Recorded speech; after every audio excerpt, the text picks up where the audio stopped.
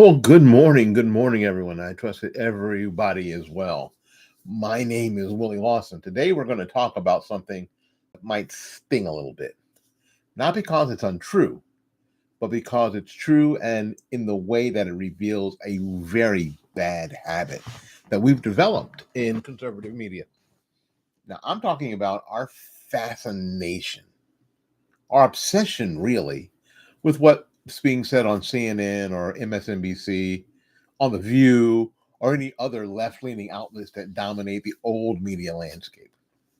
You know the drill. Joy Behar says something outlandish. Whoopi Goldberg takes another swing at it.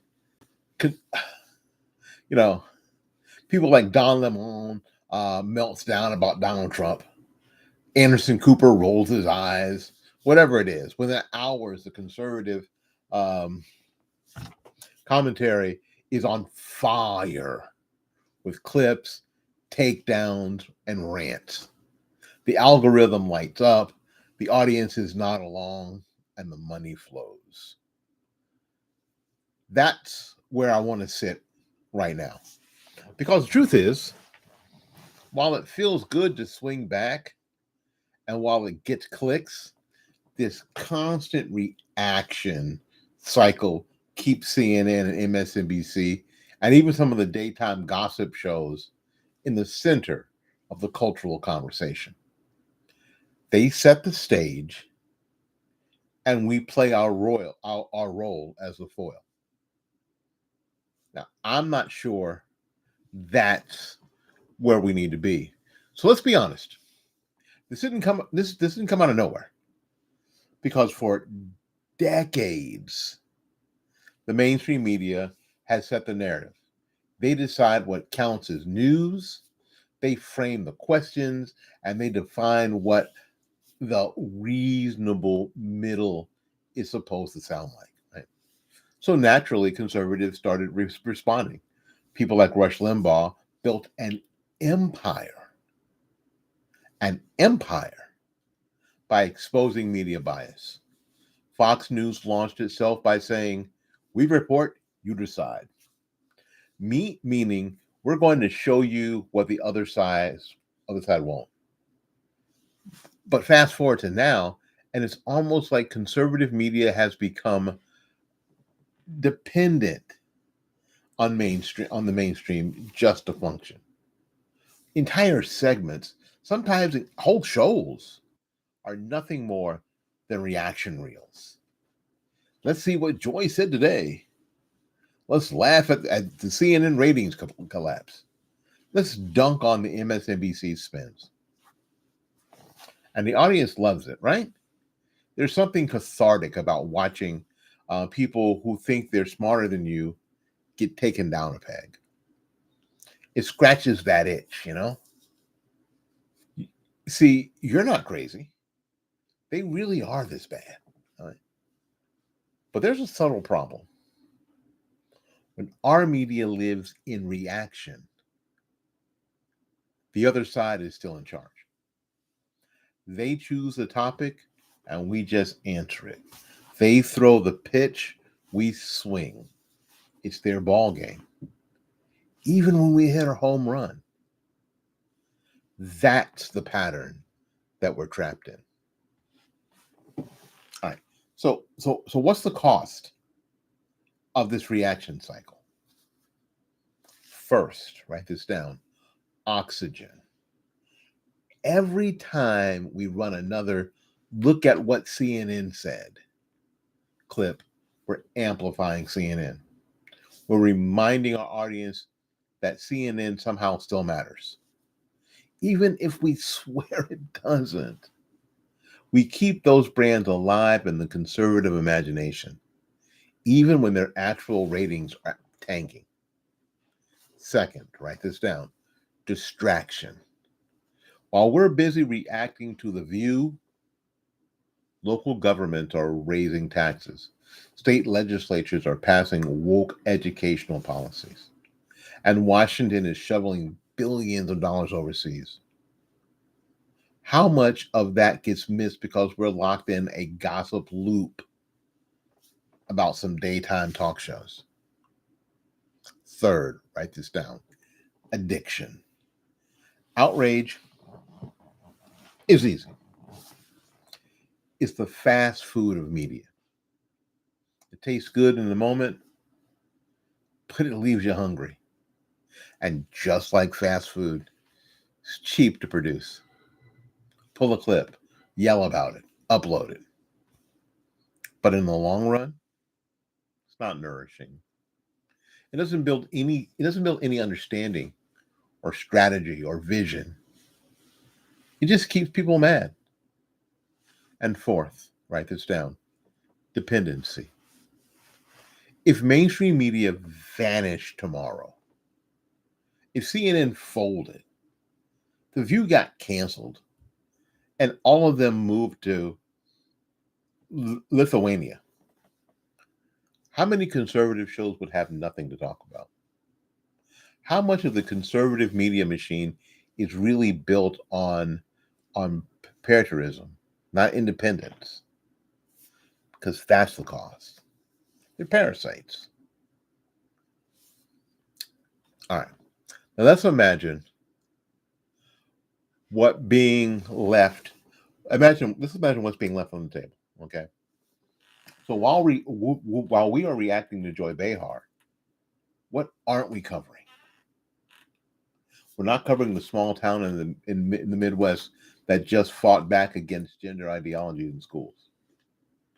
We're not covering the federal regulation that slipped under the radar, costing small businesses millions. What we're not covering is the stories of ordinary families who have found creative ways to thrive despite government overreach. We're not covering the rise of faith communities quietly rebuilding culture from the ground up. Those stories are gold. They resonate deeper. They inspire action. And here's the deal. They're not reactive. They're proactive. The left isn't going to cover them. CNN isn't going to air them. So why should conservatives waste so much energy on being the opposition press to the opposition press? Why not just become the press? Every moment spent reacting to Don Lemon is a minute not spent setting our own narrative. And that's a missed opportunity. I was thinking about this today while driving around. I said, you know what? When I think about what Andrew Breitbart told me about narrative, whoever controls the narrative, we have these folk with these huge platforms. I listened, as much as I could, to about 3.5 minutes of Clay and Buck. Now, I think Clay and Buck do a good job. I do. I think that, and they'll tell you, they're no Rush Limbaugh because nobody is and nobody's going to be. Nobody ever will again. But I'm listening to this segment, and this segment is about, it was today. Today is, it was yesterday, Tuesday, about how The View treated RFK's wife when she was on their program in comparison to how they treated Jill Biden. My point is, who cares what they said? Who cares? It is time to decide what the narrative is to create the narrative. You have a platform that has 15 million listeners a day plus. You have the opportunity to create the narrative, not react to something else, to create the narrative, to do the things like find the ordinary families who have found creative ways to thrive despite government overreach and bring them up on your platform, to talk about the rise in faith communities that are out there doing the real work and bring them up on your platform, to find content creators on TikTok and on X and on YouTube that are in the lion's den and bring them up onto your platform so they can share what they've been doing and how they've been doing it and the reactions they're getting.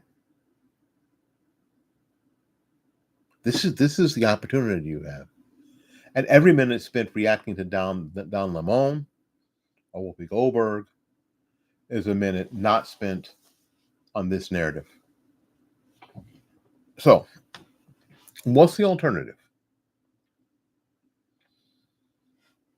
It's not to pretend the mainstream doesn't exist. Yes, sometimes you need to call out their lies. You do.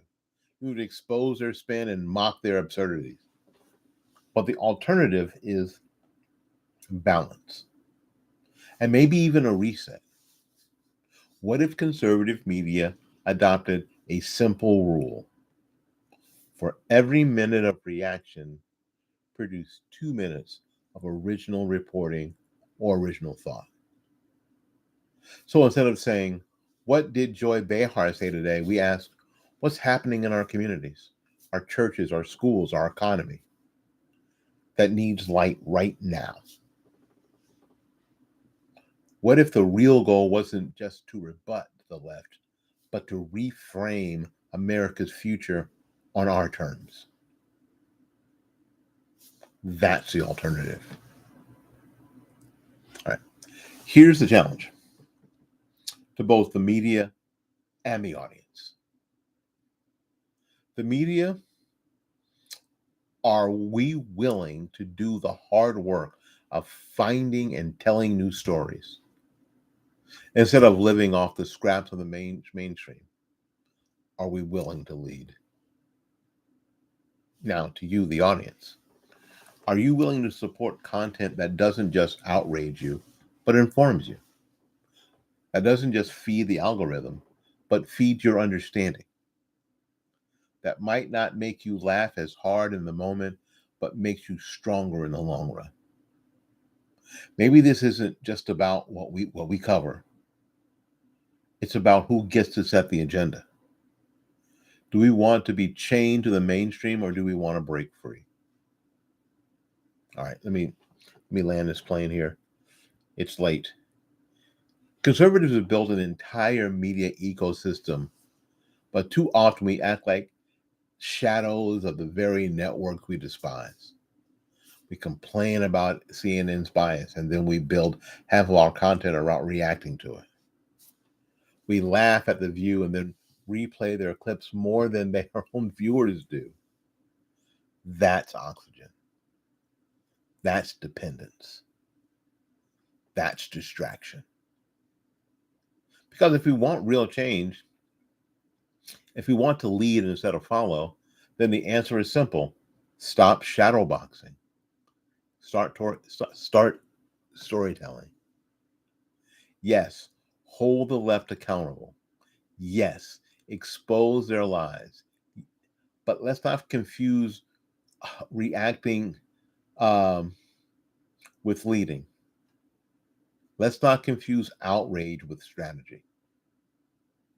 The future belongs to whoever sets the narrative. Listen to me carefully. The future belongs to whomever sets the narrative. And if conservatives want the future, it's time to stop letting CNN decide what we're going to talk about tomorrow. That's the challenge I leave with you today. This has been the Morning Report. Until we see you again, go out there and learn something, love somebody, and for goodness sakes, y'all take care of yourself. We will see you when we see you. Bye-bye now.